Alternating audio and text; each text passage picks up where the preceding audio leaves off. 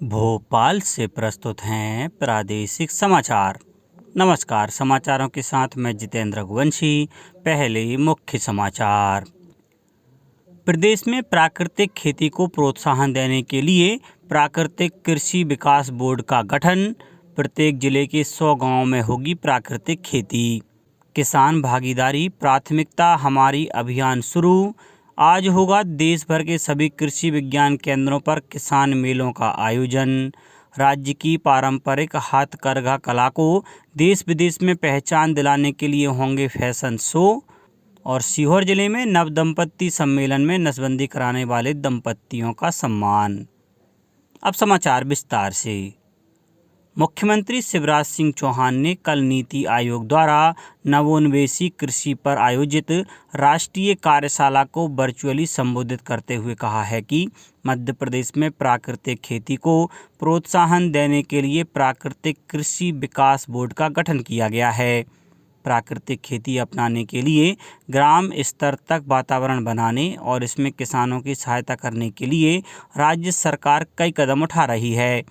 उन्होंने बताया कि प्रारंभिक रूप से प्रत्येक जिले के 100 गांवों में प्राकृतिक खेती को प्रोत्साहित करने के लिए विशेष गतिविधियां संचालित की जाएंगी।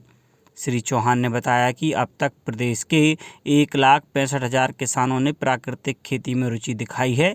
नर्मदा जी के दोनों ओर प्राकृतिक खेती को प्रोत्साहित किया जाएगा।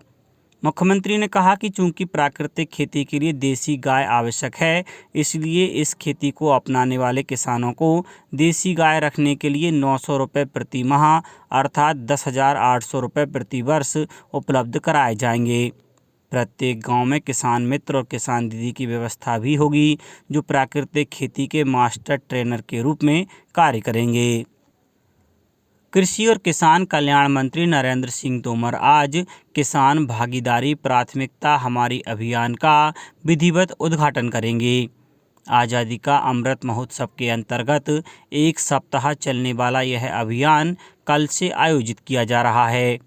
इसके अंतर्गत देश भर में बड़ी संख्या में किसानों के बीच कृषि और अन्य संबद्ध मंत्रालयों की योजनाओं और कार्यक्रमों के बारे में जागरूकता बढ़ाने के लिए विभिन्न गतिविधियों का आयोजन किया जाएगा।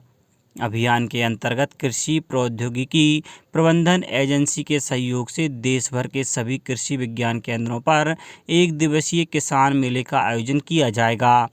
अभियान के दौरान कृषि मंत्री सामान्य सेवा केंद्र CSC द्वारा आयोजित फसल बीमा पर देशव्यापी कार्यशाला का भी शुभारंभ करेंगे।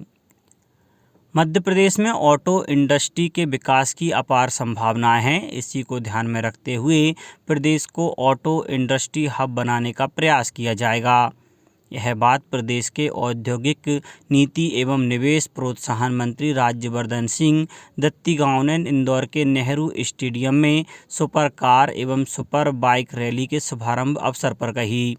उन्होंने कहा कि प्रदेश में ऑटो इंडस्ट्री के क्षेत्र में निवेश को प्रोत्साहित करने के लिए इंदौर में 28 से लेकर 30 अप्रैल तक ऑटो शो का आयोजन किया जाएगा।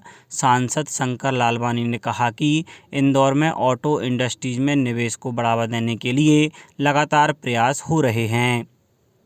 राज्यपाल श्री मंगू भाई पटेल ने कहा है कि नई पीढ़ी को आज़ादी के संघर्ष उसमें जीवन का बलिदान देने वाले चंद्रशेखर आज़ाद जैसे अनेक वीर वीरांगनाओं के संबंध में जानकारी देने, मातृभूमि के प्रति कर्तव्य बोध का एहसास कराने में पत्रकारिता की भूमिका बहुत महत्वपूर्ण रही है। राज्यपाल श्री पटेल कल Kushabhau Thackeray international convention centre में मध्य प्रदेश प्रेस क्लब द्वारा आयोजित मध्य प्रदेश रत्न अलंकरण समारोह को संबोधित कर रहे थे। राज्यपाल श्री पटेल ने कहा कि सम्मानित सभी विभूतियां देश और समाज का गौरव हैं। उनको सम्मानित कर स्वयं देश समाज गौरवान्वित हुआ है। उन्होंने सम्मानित जन का आह्वान किया कि राष्ट्र और समाज के विकास की चुनौतियों के समाधान में सहभागिता करने, वंचित एवं पिछड़े लोगों को विकास पथ पर साथ लेकर चलने के लिए युवाओं का दिशा दर्शन करें। उन्होंने आशा व्यक्त की कि प्रतिभाओं के सम्मान से समाज में कर्तव्य और सेवा परायणता की भावनाएं मजबूत होंगी। राज्यपाल ने कहा कि भारतीय संस्कृति में निष्ठा, प्रतिभा और ज्ञान को पद प्रतिष्ठा से अधिक सम्मानीय माना गया है। ऐसे लोगों को प्रोत्साहित करना भारतीय जीवन मूल्यों पर आधारित स्वस्थ समाज और सशक्त देश के निर्माण का आधार है।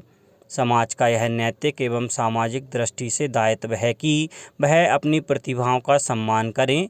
प्रेस क्लब द्वारा राज्यपाल का शॉल, श्रीफल और प्रतीक चिन्ह भेंट कर सम्मान किया गया।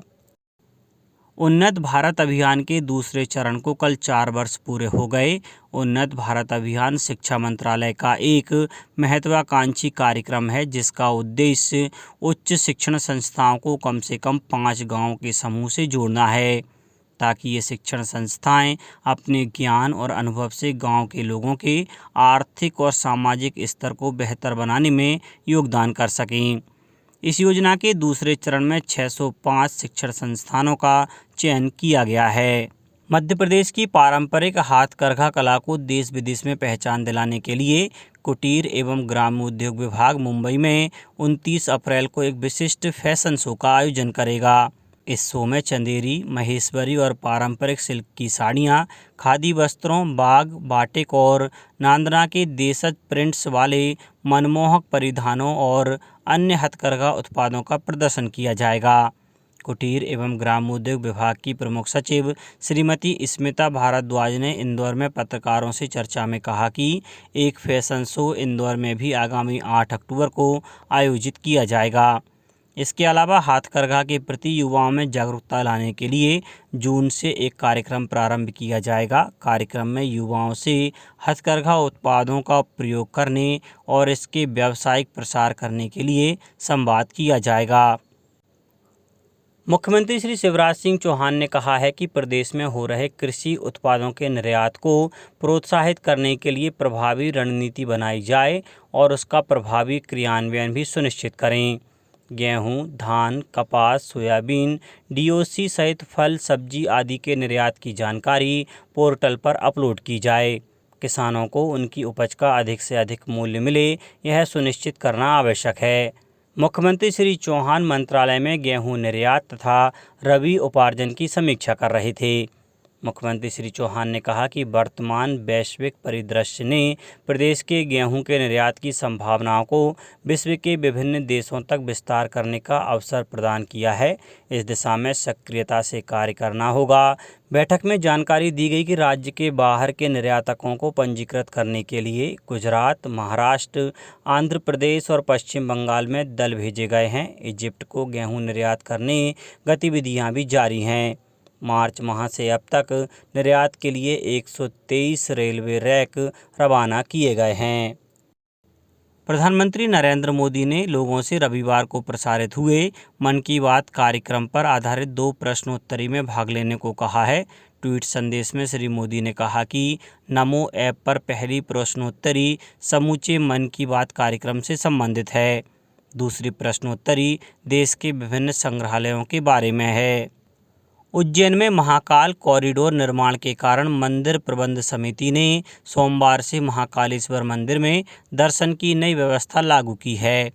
नई व्यवस्था में सामान्य दर्शनार्थी हरसिद्धिपाल पार्किंग से गेट नंबर 4 होते हुए दर्शन के लिए प्रवेश करेंगे। वहीं अति विशिष्ट और प्रोटोकॉल के तहत दर्शन करने वाले श्रद्धालु निर्माल्य गेट शंख द्वार के समीप होकर प्रथम बैरिकेड से दर्शन करेंगे। सीहोर जिले में जिला स्वास्थ्य विभाग द्वारा कल मिशन परिवार विकास पखवाड़ा के अंतर्गत नव दंपत्ति सम्मेलन आयोजित किया गया। सम्मेलन में नव दंपत्ति को नई पहल किट का वितरण किया गया। मुख्य चिकित्सा और स्वास्थ्य अधिकारी डॉक्टर सुधीर कुमार डेहरिया ने बताया कि पखवाड़े के दौरान नसबंदी कराने वाले दंपत्तियों को उपहार देकर और प्रेरक आशा कार्यकर्ताओं को पदक और प्रशस्ति पत्र से सम्मानित किया गया। खरगोन जिले के कसरावद जनपद में 13 अमृत सरोवर स्वीकृत किए गए हैं। इनमें से 10 अमृत सरोवर के कार्य प्रारंभ हो गए हैं। मनरेगा के तहत यहां सोमवार से 7,340 श्रमिक विभिन्न कार्यों में काम कर रहे हैं। 16,20,000 रुपये की लागत से टेमरनी में अमृत तालाब का कार्य चल रहा है। इस कार्य में 4,834 श्रम दिवस प्रस्तावित हैं। जिला पंचायत सीईओ दिव्यांग सिंह ने बताया कि जिले में 22 करोड़ 41 लाख के 110 अमृत सरोवर स्वीकृत किए गए हैं। इनमें से 103 में कार्य प्रारंभ हो गए हैं। अंत में मुख्य समाचार एक बार फिर। प्रदेश में प्राकृतिक खेती को प्रोत्साहन देने के लिए प्राकृतिक कृषि विकास बोर्ड का गठन। प्रत्येक जिले के 100 गांवों में होगी प्राकृतिक खेती। किसान भागीदारी प्राथमिकता हमारी अभियान शुरू। आज होगा देश भर के सभी कृषि विज्ञान केंद्रों पर किसान मेलों का आयोजन। राज्य की पारंपरिक हाथकरघा कला को देश विदेश में पहचान दिलाने के लिए होंगे फैशन शो। और सीहोर जिले में नव दंपत्ति सम्मेलन में नसबंदी कराने वाले दंपत्तियों का सम्मान। इस बुलेटिन में इतना ही। घर पर रहिए, सुरक्षित रहिए और सुनते रहिए प्रादेशिक समाचार। नमस्कार।